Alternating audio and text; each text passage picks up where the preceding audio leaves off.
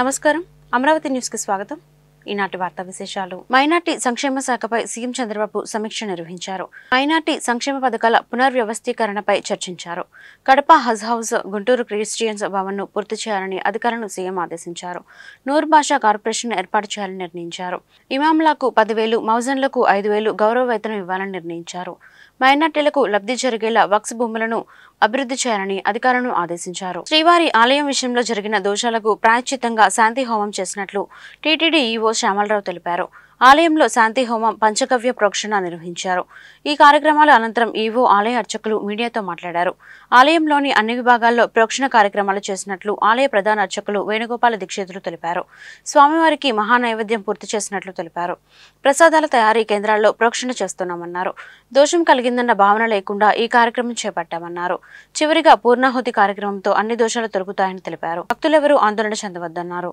శ్రీవారికి వాడే ఆవు నెయ్యిలో దోషం ఉండడం వలన శ్రీవారికి సమర్పించే నైవేద్యాల్లో అపచారం ఏర్పడింది ఈ అపచారం తొలగించుకోవడానికి ప్రాయశ్చిత్తంగా శాంతి హోమం నిర్వహిస్తున్నాం ఈరోజు ఈ హోమం పూర్తయిన తర్వాత పంచగవ్యాలతో సంప్రోక్షణ చేయడం జరుగుతుంది లడ్డూ పోటు అన్నప్రసాదం పోటు అన్ని పోటుల్లో కూడా ఈ కార్యక్రమం చేయడం జరుగుతుంది ఈ సంప్రోక్షణ కార్యక్రమం ముగించిన తర్వాత ఈ భక్తులందరూ కూడా నిర్మల హృదయంతో శ్రీవారిని దర్శించుకోవడానికి అవకాశం ఉంది తిరుమల తిరుపతి దేవస్థానం విషయంలో గత ప్రభుత్వం అహంకారంతో వ్యవహరించిందని మంత్రి నాదెండ్ల మనోహర్ అన్నారు డిప్యూటీ సీఎం పవన్ కళ్యాణ్ చేపట్టిన ప్రాయశ్చిత్త దీక్షకు సంఘీభావంగా గుంటూరు జిల్లా తెనాలలో నిర్వహించిన మహాయాగంలో ఆయన పాల్గొన్నారు అనంతరం మీడియాతో మాట్లాడుతూ గత పాలకులకు టీటీడీ టికెట్లు అమ్ముకునే శ్రద్ధ ప్రసాదంపై లేదు 5 ఏళ్లుగా నాణ్యత లేని లడ్డూ ప్రసాదాలు తయారు చేశారు సంబంధం లేని వ్యక్తులకు పాలక మండలిలో నియమించారు ఆలయ అభివృద్ధికి నిజాయితీగా పనిచేసే వారిని నియమిస్తాం టీటీడీ ప్రక్షాళన సమయం ఆసన్నమైందని మంత్రి వెల్లడించారు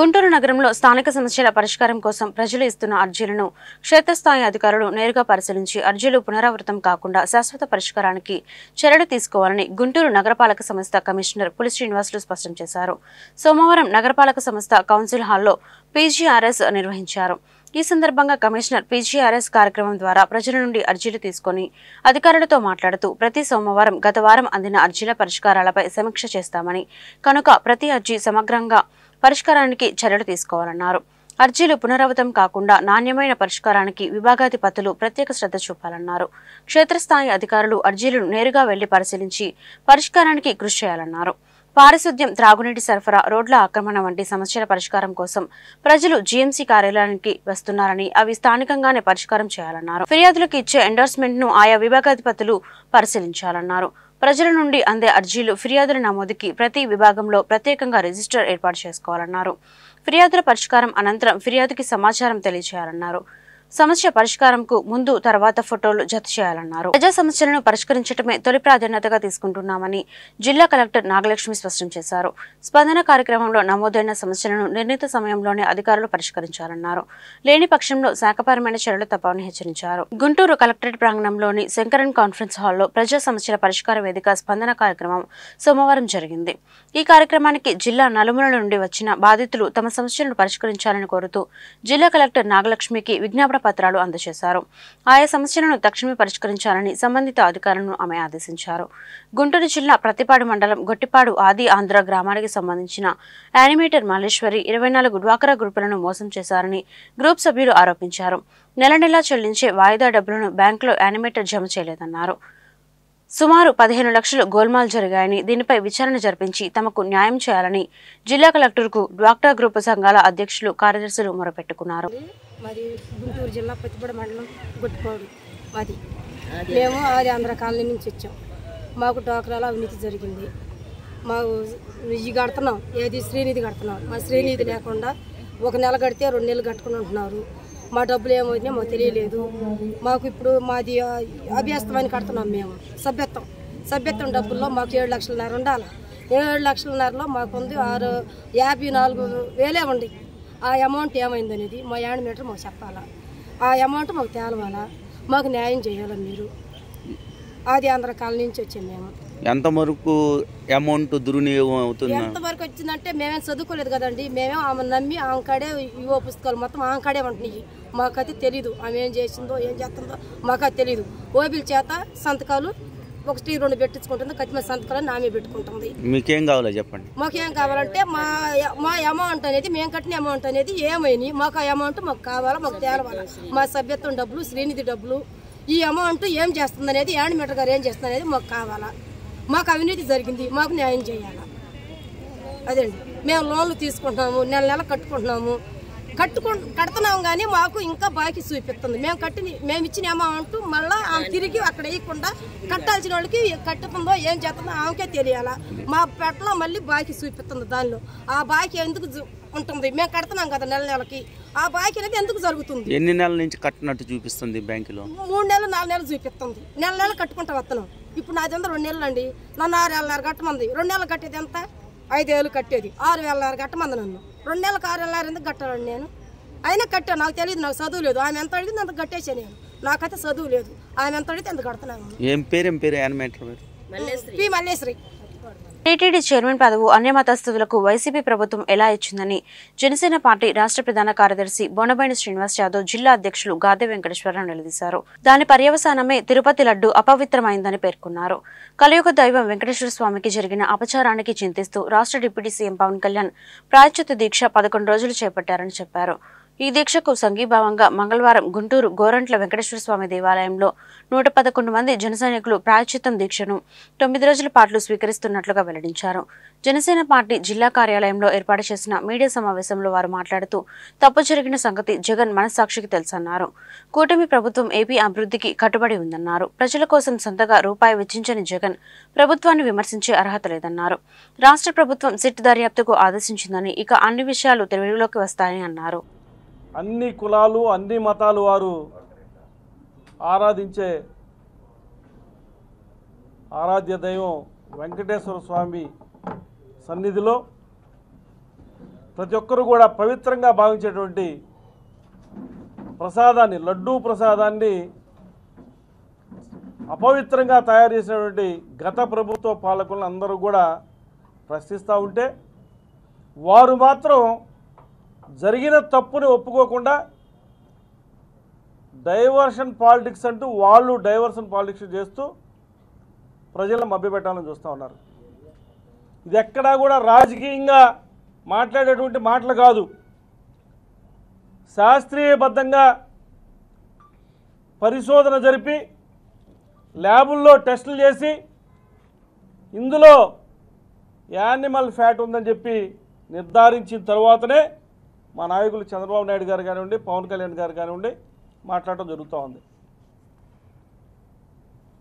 గతంలోనే వైవి సుబ్బారెడ్డి గారిని, భువన కరుణాకర్ రెడ్డి గారిని టీటీడీ చైర్మన్గా ప్రకటించినప్పుడే రాష్ట్ర వ్యాప్తంగా కూడా అందరూ కూడా ముక్కును వేలేసుకున్నారు. అన్య మతస్థులకి టీటీడీ చైర్మన్ పదవి ఇవ్వచ్చా, మీరు ఎలా ఇచ్చారు, ఏ ప్రాతిపదికన ఇచ్చారని చెప్పి అడగడం జరిగింది. కానీ ప్రజలంటే లెక్కలేనటువంటి ప్రభుత్వం, అప్పటి ప్రభుత్వం జగన్మోహన్ రెడ్డి యొక్క ప్రభుత్వం వారినే కొనసాగించింది. దాని పర్యవసానమే ఈ రోజున 5 సంవత్సరాల పాటు తిరుపతి లడ్డు అపవిత్రమైంది. వారు తప్పు చేసినా కూడా, ప్రజల్ని మభ్యపెడుతున్నా కూడా మా నాయకుడు పవన్ కళ్యాణ్ గారు ప్రభుత్వం తరఫున ప్రజలందరినీ కోరుతూ ఉన్నారు. అందరూ కూడా మనం ప్రాయశ్చిత్త దీక్ష చేపట్టాలని ఆ దేవదేవుడిని కోరుకుంటూ ఆయన నిన్న ప్రాయశ్చిత్త దీక్ష చేపట్టడం జరిగింది. అంటే ఒక తప్పు జరిగింది, తెలుసో తెలియకో తప్పు జరిగింది, మనకు తెలియదు. ఆ రోజున గత ప్రభుత్వంలో ఉన్న జగన్మోహన్ రెడ్డి ప్రభుత్వంలో ఉన్నటువంటి ప్రతి అధికారికి, ప్రతి టీటీడీ బోర్డు మెంబర్కి, ప్రతి ఆ రోజు ఉన్నటువంటి చైర్మన్కి జగన్మోహన్ రెడ్డి మంత్రులతో సహా అందరికీ తెలిసిన విషయం. వారు చేసిన తప్పులకి మనం ఈ రోజున ప్రాయశ్చిత్త దీక్ష చేసి దేవదేవుని వేడుకుందాం. ఆ తప్పును క్షమించమని ప్రజలందరి తరపున చెప్పి ఆయన ఒక దీక్ష చేపట్టాం. ప్రకృతిని ఎదుర్కొన్నాం. అలానే గతంలో చేసినటువంటి మారణ హోమాన్ని ఏ రకంగా సరిచేయాలి అనే ఒక ఆలోచనతో ముందుకెళ్తూ ఉన్నాం. ఇవన్నీ జరుగుతున్నప్పుడు గతంలో ముఖ్యమంత్రిగా చేసినటువంటి వ్యక్తికి ఉన్నటువంటి మీడియా ద్వారా ఈ కూటమి ప్రభుత్వం మీద ఏ రకంగా అపనిందలు వేయాలి అని రోజు ఆ ఛానల్లో కానీ ఆ వార్తాపత్రికలో కానీ వస్తున్నటువంటి అసత్య ఆరోపణల్ని ఖచ్చితంగా ఖండించాలి. కాబట్టి ఈ 100 రోజులైన సందర్భంగా ఇది మంచి ప్రభుత్వం అనే ఒక కార్యక్రమాన్ని కూడా కూటమి ప్రభుత్వం తీసుకుని ప్రజలకి ఈ 100 రోజుల్లో జరిగిన విషయాలు, గతంలో ఆ ప్రభుత్వం చేసినటువంటి తప్పిదాలని చెప్పవలసిన బాధ్యత ఒక ప్రజాస్వామ్యంలో ఉన్నటువంటి ప్రభుత్వంలో ఉన్నటువంటి నాయకులు చేయవలసినటువంటి కర్తవ్యం. కాబట్టి మేము ఆ 100 రోజుల ప్రోగ్రాం కూడా తీసుకున్నాం. దీంట్లోనే వాళ్ళు చేసినటువంటి పాపాలన్నీ బయటికి తీసే కార్యక్రమం కూడా ఒకటి తీసాం. దాంట్లో భాగంగానే ప్రపంచవ్యాప్తంగా ప్రసిద్ధి చెందినటువంటి పుణ్యక్షేత్రం, తెలుగు ప్రజలే కాకుండా ఇటు దక్షిణాదిలో ఉన్నటువంటి రాష్ట్రాల్లో కానీ అటు ఉత్తరాదిలో ఉన్నటువంటి రాష్ట్ర ప్రజలకు కానీ ఒక నమ్మకం, తిరుమల తిరుపతి దేవస్థానంలో ఉన్నటువంటి వెంకటేశ్వర స్వామి అంటే ఇంకా అల్టిమేట్ అదే. మనిషి ఎప్పుడు కూడా ఏదో స్వర్గం అంటారు, లేదంటే ఏదో పుణ్యకాలం ప్రాప్తించాలని ఏదైతే కోరుకుంటారో, ఇంకా అల్టిమేట్ తిరుపతి అనేదే మనకి ఈ ప్రపంచంలో, ముఖ్యంగా మన దేశంలో ఆ తిరుమల దేవస్థానంకి వెళ్ళి అక్కడ దర్శించుకుని ఆ లడ్డూ ప్రసాదాన్ని తీసుకోవటం అనేదే ఇంకా ఆయనకి ఇదేమంటాం అది ఫైనల్ ఇంకా ఆయన జీవితంలో. ప్రజల కోసం నిరంతరం కష్టపడే నాయకుడు సీఎం చంద్రబాబుని మంత్రి టీజీ భరత్ అన్నారు. కర్నూలులో నిర్వహించిన ఇది మంచి ప్రభుత్వం కార్యక్రమంలో ఆయన మాట్లాడారు. ఎన్డీఏ కూటమి 100 రోజుల పాలనలో ప్రజలు చాలా సంతృప్తిగా ఉన్నారన్నారు. సీఎం చంద్రబాబు, మంత్రి లోకేష్ తమ జీవితాలను ప్రజాసేవకే అంకితం చేశారని చెప్పారు. ఓర్వకల్లు ఇండస్ట్రియల్ హబ్ కు పరిశ్రమలను తీసుకొస్తామన్నారు. చంద్రబాబు సీఎంగా ఉండటం వల్లే వరదల నుంచి ప్రజలు త్వరగా బయటపడ్డారని భరత్ చెప్పారు. ప్రారంభోత్సవం జరుగుతోంది. సెకండ్ ఫేజ్లో, థర్డ్ ఫేజ్లో ఇంకొకటి గవర్నమెంట్ హాస్పిటల్లో కూడా థర్డ్ ఫేజ్లో వస్తుంది. మొత్తం కర్నూలు నియోజకవర్గంలో 3 అన్నా క్యాంటీన్స్ రాబోతున్నాయి. ఇవన్నీ కూడా లాస్ట్ టైం రాక్షస ప్రభుత్వం మూసేయడం జరిగింది. అదేదో తెలుగుదేశం పార్టీకి కడుపు కొట్టినట్లు అనుకుంటారు, బట్ ప్రజలకి కడుపు కొట్టినట్లు. లాస్ట్ 5 ఏళ్ల నుంచి అన్నా క్యాంటీన్ మూసేయడంతో ప్రజలకి కడుపు కొట్టినట్లు అనమాట. ఇది చాలా క్లోజ్లీ అంటే గుండెకి దగ్గరలో ఉండేది. నాకు చాలా ఇష్టమైన అన్నా క్యాంటీన్. ఎందుకంటే ప్రజలు హ్యాపీగా 5 రూపాయలకి high quality food, breakfast, lunch, dinner, ఈ 3 పూటలకి 15 రూపాయలకి మంచి క్వాలిటీ, హై అండ్ క్వాలిటీతో మనకు ఫుడ్ వస్తుంది. అదే దాదాపు నాకు తెలిసి 75 రూపాయల వరకు ఖర్చు అవుతుంది గవర్నమెంట్కి. ప్రజలకు ఆరోగ్యాన్ని, ఆహ్లాదాన్ని అందించే వాకింగ్ ట్రాక్ల అభివృద్ధికి జీఎంసీ కృషి చేస్తుందని, స్థానిక వాకర్స్ అసోసియేషన్లు, స్వచ్ఛంద సంస్థలు కూడా తోడ్పాటును అందించాలని నగర కమిషనర్ పులి శ్రీనివాసులు కోరారు.